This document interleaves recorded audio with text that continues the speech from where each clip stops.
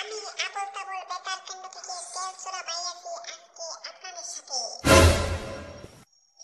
আর আজকে বলবো আমরা ভারত থেকে বাংলাদেশে উত্তীর্ণ হওয়া বিমান দুর্ঘটনার কথা। খবরের আগে খবরের শিরোনামগুলো পড়ে নিচ্ছি।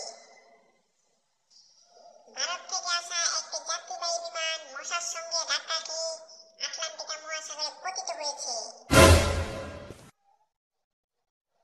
এতে আহত হয়েছে 2 জন এবং নিহত হয়েছে 3.5 জন।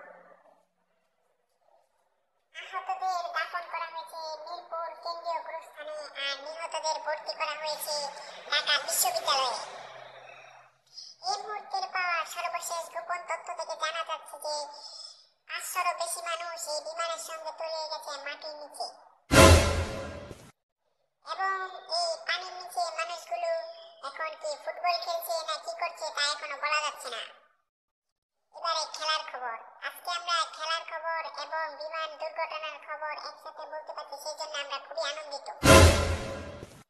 বিমান দুর্ঘটনার পর মানুষগুলো পানির নিচে গিয়ে ফুটবল খেলছে, এটাই ছিল আমাদের কাছে সর্বশেষ খবর। বিদায় নিচ্ছি আজকে ফানি খবর থেকে, আবার সামনে দেখা হবে।